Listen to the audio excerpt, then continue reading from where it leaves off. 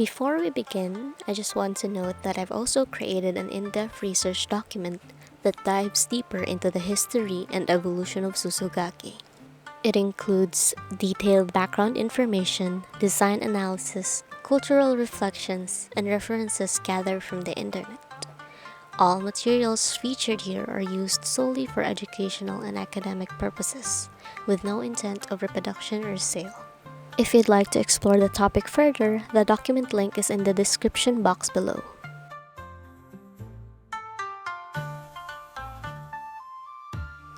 Tsutsugaki comes from the character Tsutsu, meaning tube or cone, and Gaki, meaning drawing or writing. Tsutsugaki is a type of resist dyeing where rice-based glue is placed inside a paper tube, then used to draw designs on the fabric as it is squeezed out. Tsutsugaki's designs often include creatures from Japanese mythology such as cranes, tortoises, or a family crest. Common motifs also have flowers and trees. The cloth is usually made of cotton, and the dye often used is indigo.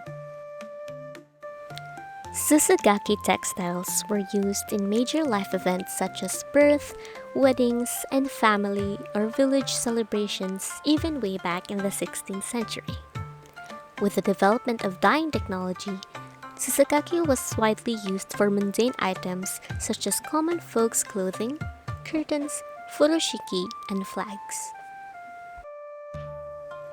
Common materials include rice paste, washi paper cone or the tsutsu, cotton fabric, indigo dye, rice bran, water, and colored pigments.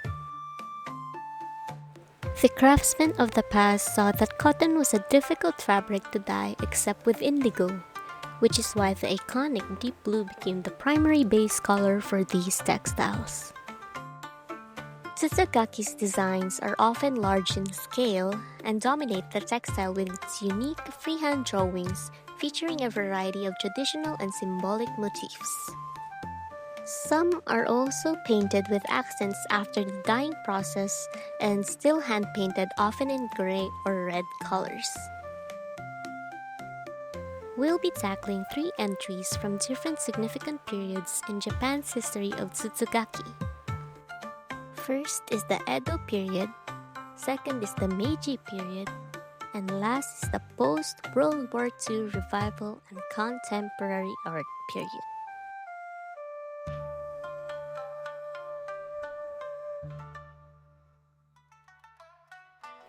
The art of Tsutsugaki emerged in Edo. It dates back to 1650, a 250-year period taking its name from the city of Edo, which began as a small castle town that grew into one of the largest cities in our modern-day world, now called Tokyo. Since the Heian period, the Edo period was the first time in a while of prolonged peace in Japan. This presented the Japanese an opportunity again to a better standard of living. Despite the natural and economic disasters, this period marked the huge development of agriculture, urbanization, education and literacy, prosperity in commercial aspects, and the bloom of artistic production.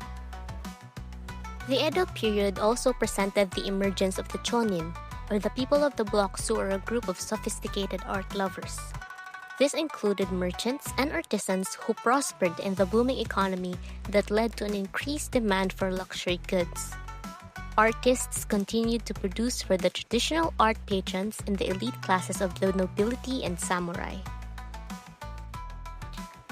There were a lot of diverse styles of art that emerged in the Edo period, one of the many which are the resist dyeing techniques.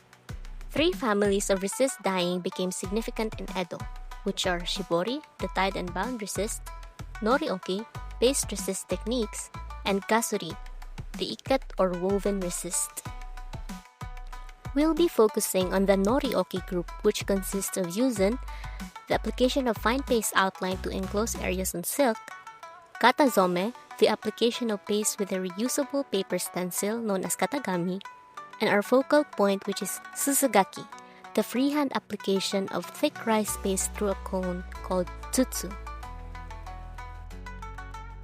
The main fiber used in Tsutsugaki is cotton, or known as momen, since its farming and production has spread widely in the 17th century, being the most accessible fiber for common folk such as farmers and merchants.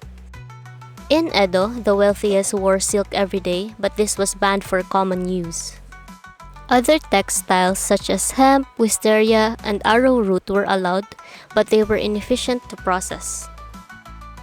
Until the 16th century, cotton finally emerged, and it heavily influenced the production of these textiles since it was comfortable, durable, and easy to process. Taking it a way to increase wealth in the textile industry alleviated financial hardships in the lower class. The famous indigo dye was the only dye permitted for large-scale and widespread use by commoners under the sumptuary laws of the shogunate. The shogunate is the feudal military system of government. The sumptuary laws were a series of edicts that the Edo shogunate issued from 17th to 16th centuries. Its relation to the indigo-only policy was due to a strictly imposed hierarchy of samurai, peasants, artisans, and merchants to ensure that the lower classes did not dress in an inappropriate manner for their standing. Since the laws banned the wearing of bright colors by commoners, it became mundane for the lower classes to wear different shades of indigo. The color was also famous with farmers since it was thought to protect the wearer from snake and insect bites in the fields, and the dark color concealed stains in dirt as well. The rice paste, or nori, was traditionally made from sweet rice flour called mochiko, mixed with rice bran. The sticky thick paste extruded through the tsutsu or cone to create the bold, raised white outlines against the indigo background. The paste also has cultural context where the smoother ones were used in yuzen for fine and elite textiles. Meanwhile, the Tsutsugaki's paste was for country textiles with a thicker and more robust texture. Resist paste dye techniques date back to the Nara period in Japan around 645 to 794. Early application of the Tsutsugaki included fabrics common to the era, which were fibrous plants such as hemp and rami. This is a basic Tsutsugaki process taken from Zelkova, Japan. First is the fabric preparation. Next is sketching. Third is the tube writing or the glue placement. Fourth is drying. 5 is dyeing of the fabric with indigo. And 6 is finishing it by washing with water and drying the fabric. Here were the common uses of Tsutsugaki's textiles in the Edo period. First are the futon covers or the futonji, which were used as a special futon for guests or weddings.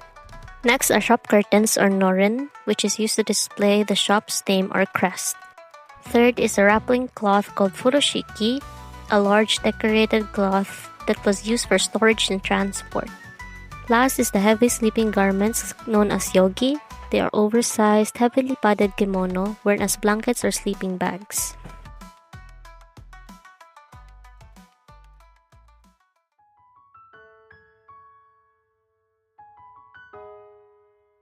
The Edo period brought peace, prosperity, and restriction. But towards its end, textiles became both an act of rebellion and renewal. As consumer culture flourished, the textile trade helped dismantle Japan's feudal system. The sumptuary laws that tried to limit luxury only fueled creativity, pushing artisans to innovate within the rules. Ironically, what was meant to preserve order ended up transforming Japan's social and economic landscape. Then came the Meiji Restoration in 1868, a new era under the emperor's rule marked by rapid industrialization. Railways, factories, and Western technologies reshaped Japan. In textiles, jacquard looms arrived from Europe, and local artisans were sent abroad to study dyeing and weaving. Production soared, and so did innovation. Yet, this modernization came at a cost. Traditional workshops struggled as factory systems rose, and Japan's forced opening to the West, beginning with the Treaty of Kanagawa, exposed the country to both exploitation and inspiration. Still, many artisans continued their craft outside the factories. Their persistence kept Japan's textile heritage alive, blending the old and the new, a quiet resistance woven through every thread. As urban industries grew, factories needed workers, and it was women from poor rural areas who filled that demand. The textile industry, especially in cotton spinning and silk reeling, became one of Japan's first to industrialize. An urban belt stretched from Tokyo to Kyushu, powered by new railways and banks that connected production and national markets, weaving Japan's modern economy together thread by thread.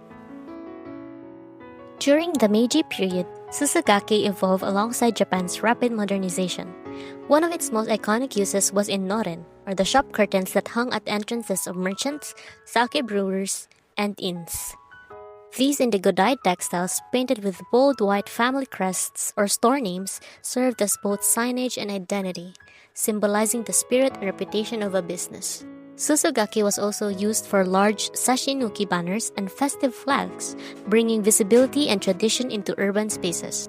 However, its earlier role in rural bridal dowries slowly declined as Japan's lifestyle shifted toward industrial modernity. The Meiji Restoration ended Japan's rigid class system, freeing commoners to embrace more expressive designs and materials. As merchant classes thrived in growing cities like Tokyo, Osaka, and Kyoto, modern infrastructure allowed indigo-dyed goods to circulate nationwide, turning Tsutsugaki into a widespread commodity. While elites experimented with Western fashion, rural and commercial communities preserved traditional textiles, keeping Tsutsugaki alive through everyday use and cultural continuity.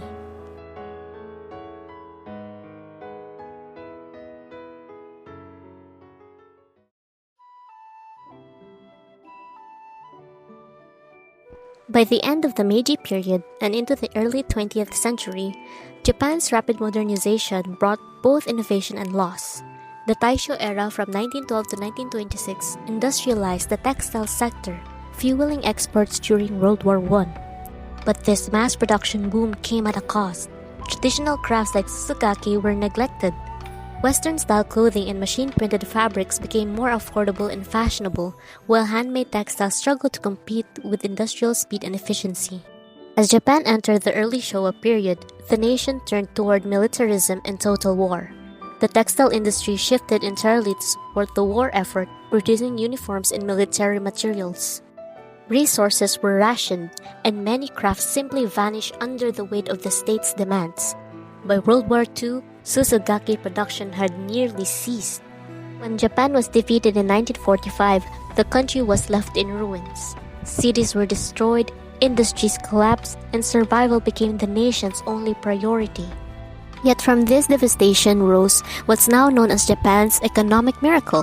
From 1954 to 1972, the country rebuilt itself with extraordinary speed through industrial expansion, global trade, and technological growth. Japan's new identity rejected the militarism of the past, embracing peace, democracy, and cultural renewal. Within this rebirth, a new appreciation for traditional crafts began to re-emerge, setting the stage for Tsutsugaki's revival in the post-war era. In the post-war decades, Japan experienced not just economic recovery but a cultural reawakening. The arts flourished once again, from fine crafts to emerging pop culture forms like manga, as people rejected the restrictions of the militarist era. Artists and thinkers embraced radical experimentation, fueled by newfound freedom and international exchange, meaning folk craft gained renewed influence by anonymous artisans as the truest reflection of Japanese spirit and identity. This philosophy transformed how crafts like Tsutsugaki were seen, no longer humble peasant goods but national treasures worth preserving and studying. The Japan Folk Crafts Museum, or Nihon Mingeikan, played a crucial role in this revival.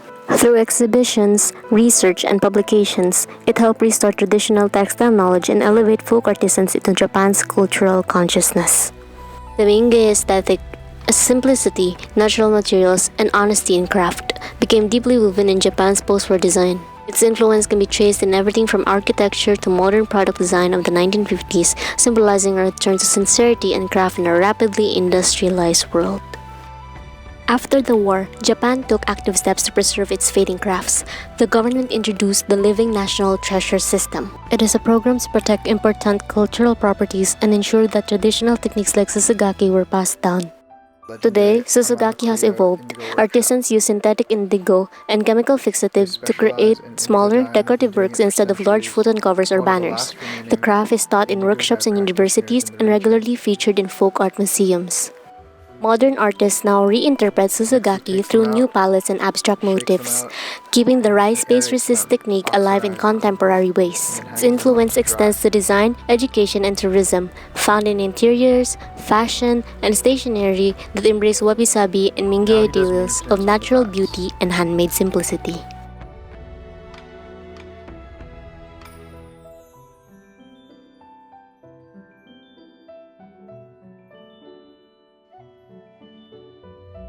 From rural bedding covers in the Edo era to shop curtains in Meiji cities and fine art in modern Japan, Tsutsugaki's journey mirrors the country's own transformation. Despite war, industrialization, and shifting values, it survived through the Mingei movement and national preservation efforts. Today, Tsutsugaki endures not just as a craft, but as a living symbol of Japan's resilience, creativity, and deep respect for handmade tradition.